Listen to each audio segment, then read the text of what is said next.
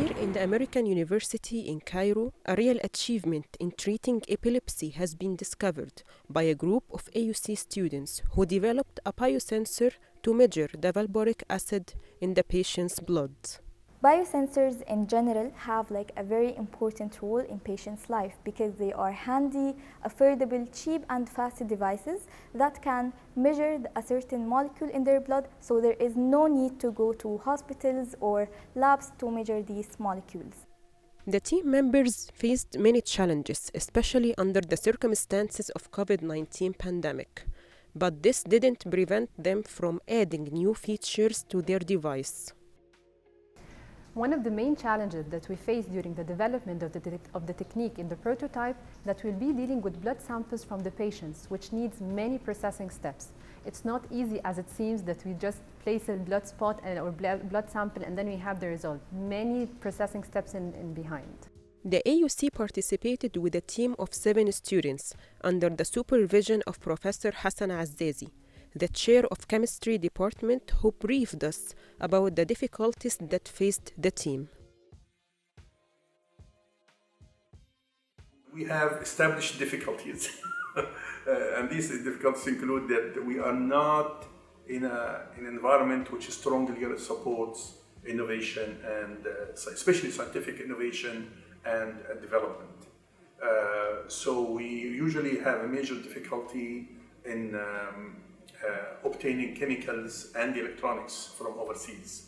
It takes longer time, and when it arrives, it stays in Cairo airport for clearance, and then it takes at least sometimes anywhere between 2 weeks to 6 weeks for the release of these electronics and chemicals from the airport to us.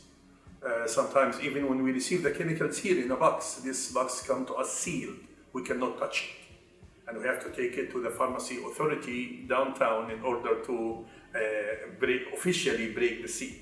And then test, check the package and then give it to us. Because sometimes we estimate that we pay 3 times more than if we bought these materials from Europe, or if we were in Europe or in the US, we would pay probably 35% or 30% of the price of what we pay here in Egypt. In addition, for me as a professor or as a leader of this research team, I really suffer from brain drain. The environment also is not very supportive of researchers, so as soon as they find an opportunity abroad, they travel. Converting this research into a reality is one of the goals that Dr. Hassan and his team are targeting. My team is all about translation of research ideas. We do not do research just for the sake of research, like other teams, probably at AUC and other universities. No, we do research to generate prototypes, which can be converted into products in order to reach the market. We're not necessarily interested in reaching the market just for reaching the market and making money, which is nothing. We do not we're not denying or we're shame off. No. Reaching the market, in my opinion, reaching the market with a product is one of the best achievements a professor can achieve. Winning such a award during this current situation has many indications and proves a lot of things. This, look, we are the only team who operates under this condition. We're competing with who? We're competing with Denmark.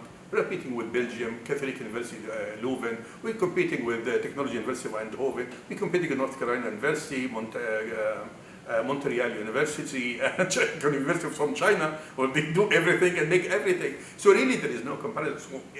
And only 8 awards are offered per competition to 14 teams. So winning any award in this competition, really under the strict conditions that we're operating under, is really a major achievement. Each team has to do a presentation for a couple of minutes for their research. It is something that reflects their good communication skills, as well as the quality of their education. This is Walaa Gebba, AUCTV, Cairo.